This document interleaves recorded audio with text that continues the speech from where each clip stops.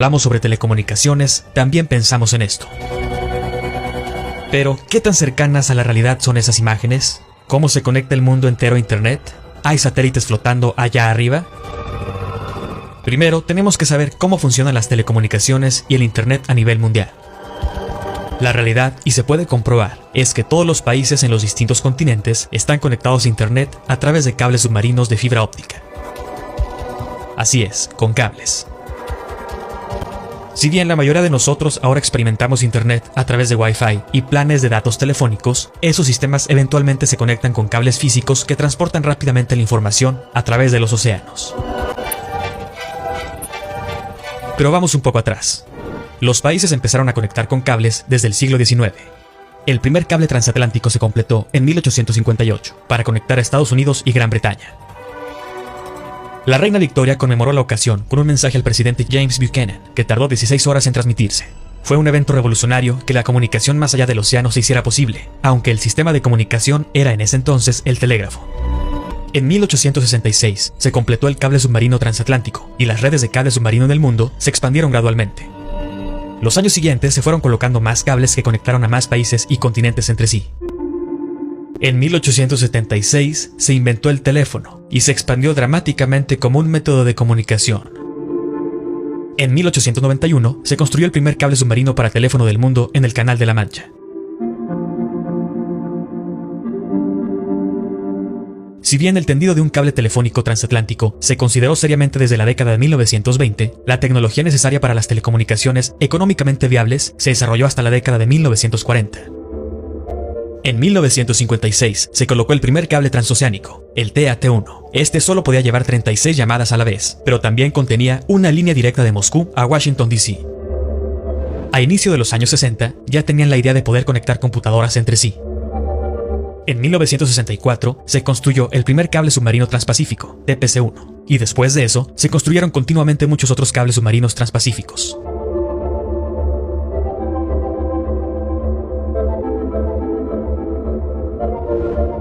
En 1965 se conectaron por primera vez dos computadoras a larga distancia, una en Massachusetts y otra en California, mediante línea telefónica. Así nacía Internet. En 1969, Estados Unidos crea una red militar llamada ARPANET, que al inicio eran solo 4 computadoras conectadas en diferentes universidades, pero 2 años después ya eran 40. Así continuó creciendo la red de redes con cables mediante línea telefónica.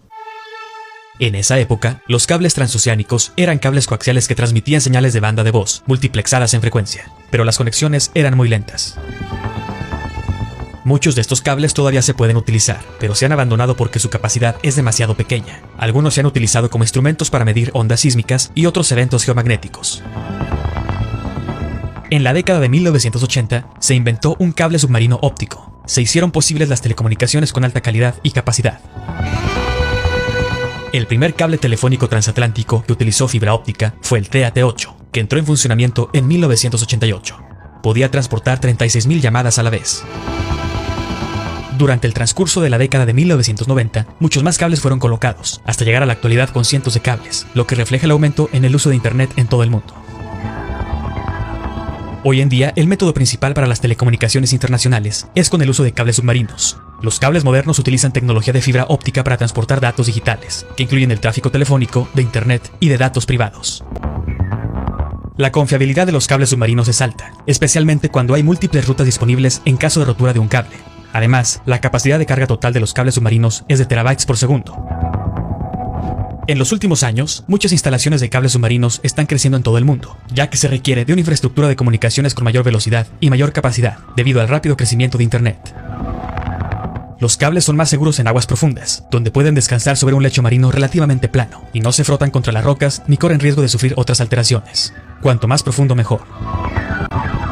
Más cerca de la costa, los cables están enterrados bajo el lecho marino para su protección, lo que explica por qué no se ven cables en la playa, pero en las profundidades del mar se colocan directamente en el fondo del océano. Este es un ejemplo de perfil de lecho marino de ruta de cable transatlántico. Son miles de kilómetros entre una costa y la otra, y como se observa, el nivel es siempre plano, por supuesto con su respectivo relieve, pero no se toma en cuenta ninguna curvatura.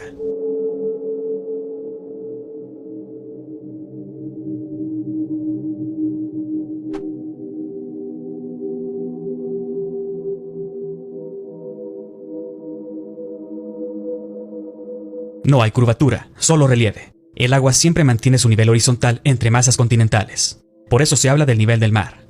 Como se ve en esta ilustración, en 13.000 kilómetros de distancia, el océano mantiene su mismo nivel, solo cambia el relieve y la profundidad. Todos los cables actualmente en servicio utilizan tecnología de fibra óptica.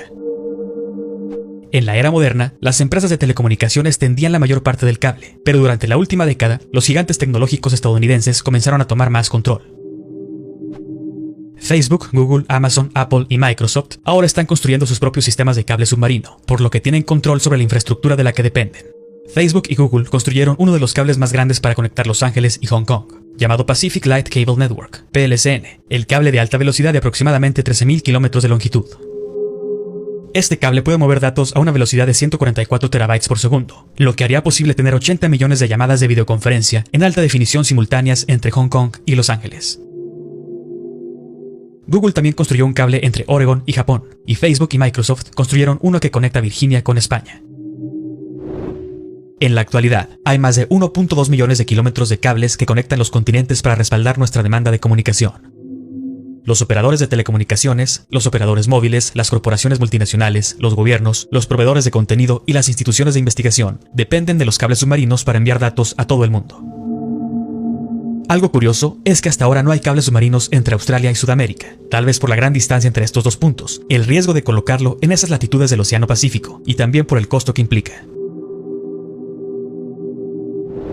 Pero tal vez te estés preguntando, ¿qué hay de la radio, ya que es inalámbrica? Bueno, en este caso, su espectro es limitado. El alcance y propagación depende de las bandas de frecuencias, que pueden ir desde algunas decenas de kilómetros a cientos de kilómetros, o en el caso de las bandas LF y MF, el mayor alcance es de aproximadamente 1.500 kilómetros, dependiendo también de las condiciones atmosféricas y del terreno.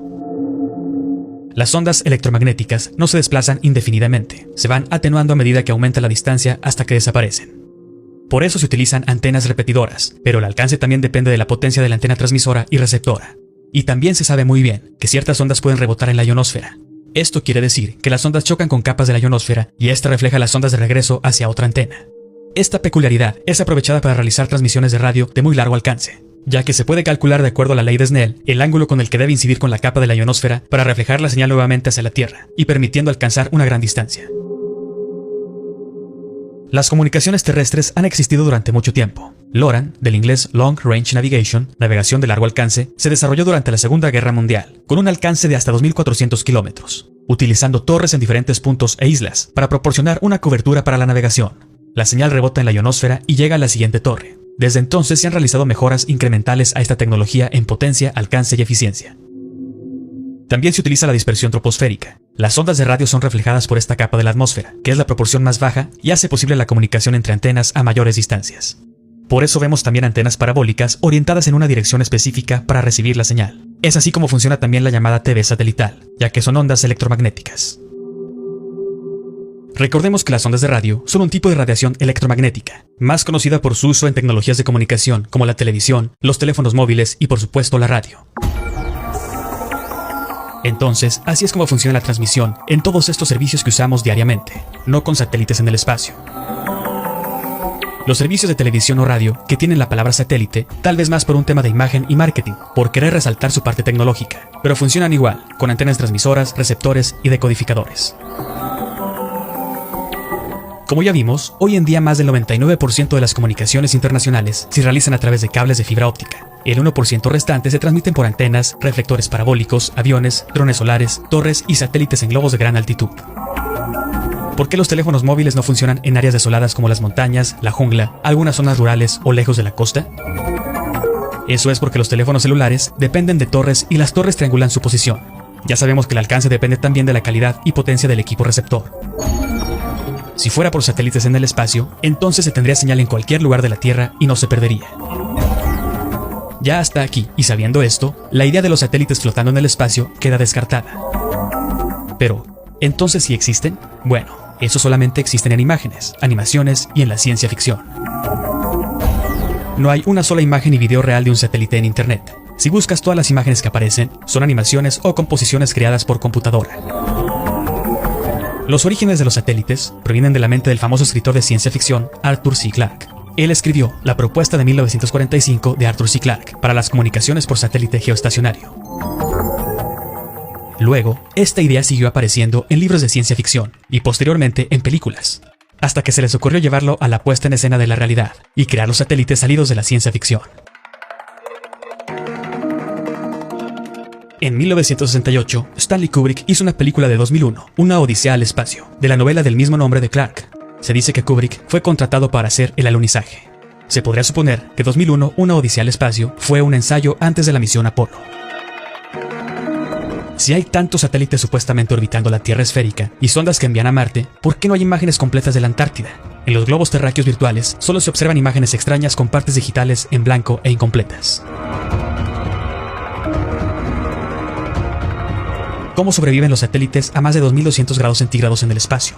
Los satélites supuestamente se encuentran principalmente en la termósfera, donde las temperaturas pueden elevarse a esos grados. Solo hay 7 elementos en la tabla periódica que podrían resistir este calor, y ninguno se ha utilizado para satélites. Si buscamos algunos ejemplos de empresas que están involucradas en el negocio de los satélites, podremos ver que los accionistas mayoritarios detrás de estas empresas son los Rothschild. Y al investigar otras empresas importantes de medios de Estados Unidos, nos daremos cuenta que son también los mismos, o grupos poderosos de élite, los que están detrás y controlan esto.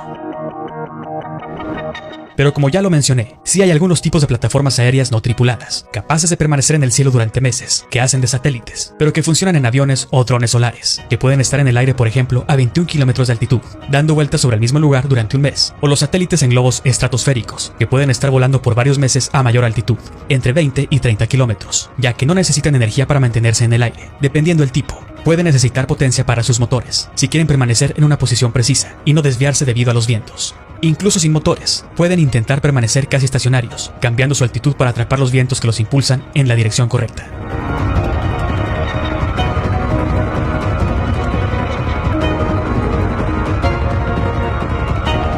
Así como también los globos atados, que mantienen su posición.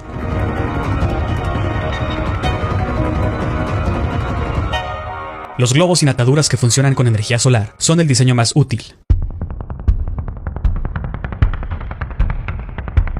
Todos estos vehículos se utilizan para el servicio de foto aérea que vemos en los mapas, radares, observación óptica, inteligencia de señales, clima y telecomunicaciones como internet o telefonía móvil. Por ejemplo, actuando como torres de celulares a 20 kilómetros de altura y proporcionando una cobertura casi perfecta en un alcance de hasta 200 kilómetros, ofreciendo una manera fácil y rápida de cobertura para regiones alejadas o específicas, también en redes militares, de vigilancia, entre otras aplicaciones.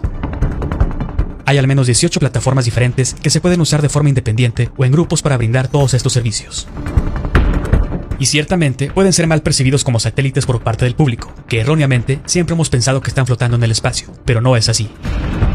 Entonces, podríamos decir que sí hay aparatos volando en el cielo que forman parte, recordemos, del 1% de la tecnología de telecomunicaciones que se usa a nivel mundial. El otro 99% es a través de cables submarinos.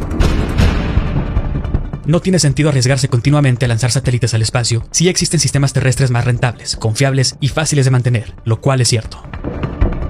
Pero dicen que hay más de 2.600 satélites supuestamente orbitando en operación, y en total, con los que ya no operan pero que siguen aún flotando, son alrededor de 4.900 objetos, y dicen que seguirán lanzando aún más, pero que además hay hasta 370.000 piezas de basura espacial volando a velocidades de hasta 35.000 kilómetros por hora. Después de ver y comprender cómo funcionan las telecomunicaciones realmente, podemos darnos cuenta y tener una idea clara de lo que pasa en este mundo. Y uno de los aspectos más importantes para entenderlo es viendo el costo de un satélite, de los que supuestamente lanzan al espacio, que va desde los $50 millones a los 450 millones, más otros millones por el costo de lanzamiento, más otros millones al mes por monitorearlo, etc. O sea, un negocio redondo. ¿A dónde irá todo ese dinero?